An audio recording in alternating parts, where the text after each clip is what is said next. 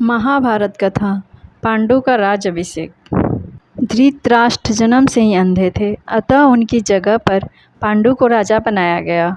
इससे धृतराष्ट्र को सदा अपनी नेत्रहीनता पर क्रोध आता और पांडु से द्वेष भावना होने लगती। पांडु ने संपूर्ण भारतवर्ष को जीतकर कुरुराज की सीमाओं का यवनों के देश तक विस्तार कर दिया।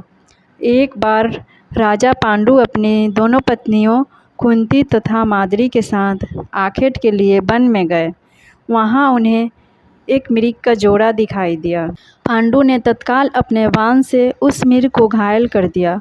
मरते हुए मृग रूपधारी निर्दोष ऋषि ने पांडु को शाप दिया, राजन, तुम्हारे समान क्रूर पुरुष इस संसार में कोई भी नहीं होगा। तूने मुझे बाणों से मारा है, अतः जब कभी भी तू अपनी पत्नी से प्रेम भरी बात करेगा तो तेरी मृत्यु हो जाएगी।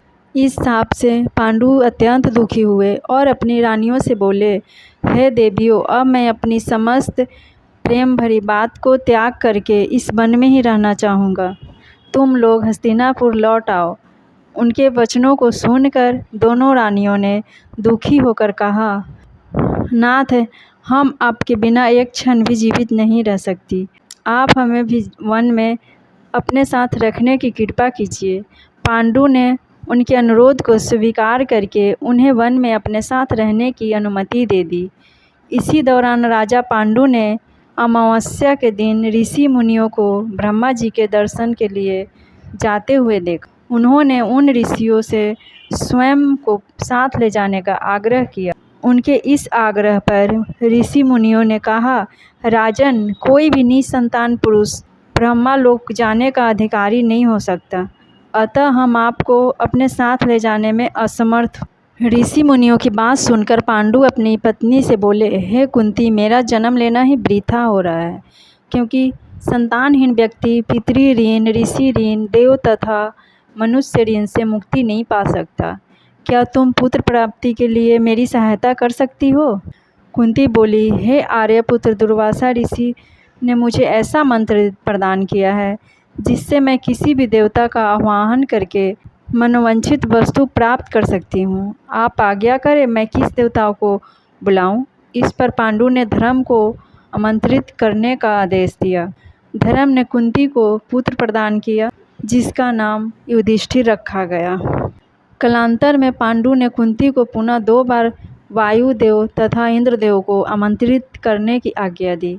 वायुदेव से भीम तथा इंद्र से अर्जुन की उत्पत्ति हुई। तत्पश्चात पांडु की आज्ञा से कुंती ने माद्री को उस मंत्र की दीक्षा दी। माद्री ने अश्वनी कुमारों को आमंत्रित किया और नकुल तथा सहदेव का जन्म हुआ। एक दिन राजा पांडु माद्री के साथ वन में सरिता के तट पर भ्रमण कर रहे थे। वातावरण अत्यंत रमणीक था और शीतल मंद सुगंधित वायु चल रही थी। वायु के झोंके ने माद्री का केश उड़ा दिए। इससे पांडु का माद्री से प्रेम भरी बात करने का मन उठा। वैसे ही शापवश उनकी मृत्यु हो गई। माद्री उनके साथ सती हो गई, किंतु पुत्रों के पालन पोषण के लिए कुंती हस्तिनापुर लौट आई। वहां रहने वाले ऋषि मुनि पांडवों को राजमहल छोड़कर आ गए। ऋषि मुनि तथा कुंती के कहने पर सभी ने पांडवों को पांडु का पुत्र मान लिया और उनका स्वागत किया। हाय फ्रेंड्स, मेरे वीडियो को लाइक, शेयर एंड सब्सक्राइब जरूर कीजिएगा। थैंक यू, नमस्कार।